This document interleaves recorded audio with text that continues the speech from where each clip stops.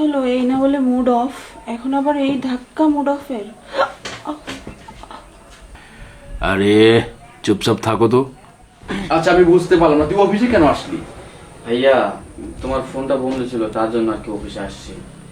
Phone বন্ধ রেখেছি, official কাজে আটকে গেছি, যার জন্য প্রচন্ড ব্যস্ত, এই জন্য ফোন বন্ধ রেখেছি। আচ্ছা বল কেন এসেছিস? ভাইয়া বলতেছিলাম কি, ভাবি আমাকে পাঠিয়েছে এই জায়গায়, আর ভাবি না অনেক অভাবে আছে, রুম ভাড়া, তারপর আর তোমার যে ছোট ছেলে তার পরীক্ষা, তো সবকিছু মিলে আমাকে পাঠালো যে টাকা কিছু নিয়ে আসে।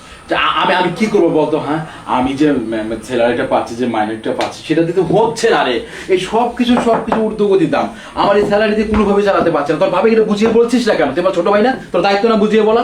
ভাইয়া আমি যতটুকু জানি তোমার এই জায়গায় স্যালারি 60+, তো আমার মনে হয় সংসার তোমার চলবে, কিন্তু তুমি টাকাটা কোথায় খরচ করো বলো তো? মানে তুই তুই তুই আমার কাছে হিসাব চাইছিস? হ্যাঁ, ওটা তোর ভাবের মতো হয়ে গেছিস না? আমি চাচ্ছি না অফিসিয়াল পারিবারিক গল্প করতে। আই তুই তুই যা যা চলে যা।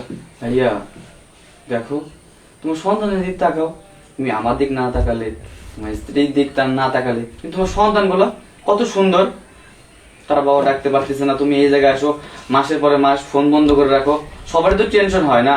আচ্ছা আমি আমি এখানে বসে কি, আমি এখানে বসে কি জোয়া খেলতেছি? আর অফিসিয়াল কাজই তো আটকা পড়ে গেছে, তোদের বুঝতে হবে। ঠিক আছে, আমি চেষ্টা করবো কিছু টাকা দেওয়ার, আর তোর ভাবিকে গিয়ে বল এবার যেন বাচ্চার পরীক্ষার ফি আর মাসিক বেতনটা কোনোভাবে ম্যানেজ করে নেয়। যা। ঠিক আছে, আসো।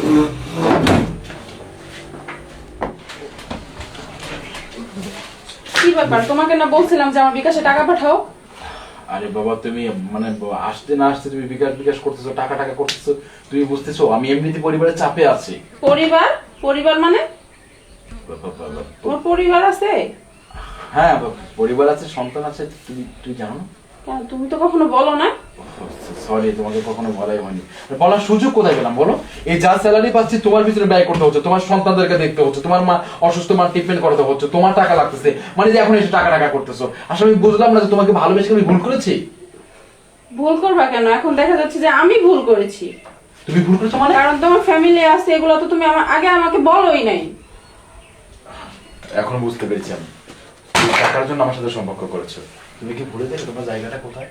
এই অফিসটা তুমি ঝাড়ু দিতে, আমি তোমাকে ভালোবেসে তোমার সৌন্দর্যের প্রেমে পড়ে সব টাকা তোমার পিছনে ব্যয় করে তোমাকে আমি আমার রাজধানী বানিয়ে রেখেছি, আর তুমি এখন আমাকে দোষারোপ করছো। হ্যাঁ, আমিও তো তোমাকে কোনো দিক দিয়ে ঋণী রাখি নাই। তা ঠিক বলেছো। আচ্ছা ঠিক আছে, আমি টাকা তোমাকে বিকাশ করে দিচ্ছি। এখন এসো, আমি সকাল থেকে মুডটা খারাপ আছে, রিভার্স এসে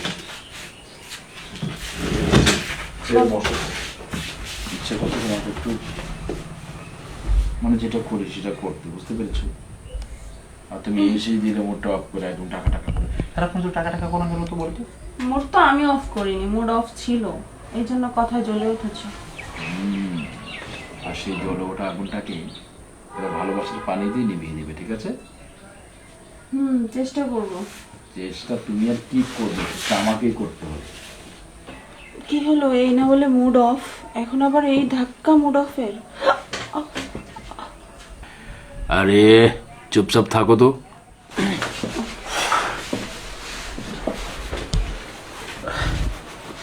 এখন যাও, আমি ফাইলের কাজগুলো শেষ করে তোমাকে বিকাশে টাকা পাঠাচ্ছি, তুমি যাও। আচ্ছা ঠিক আছে।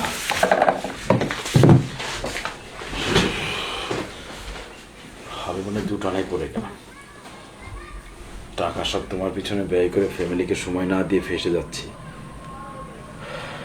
তোমার সাথে আমার সম্পর্ক রাখা যাবে না, ওই জন্য আমি কোম্পানির চাকরি ছেড়ে দেবো, অন্য জায়গায় চাকরি করবো। আমি ভুলই করেছি ফ্যামিলিকে সময় না দিয়ে।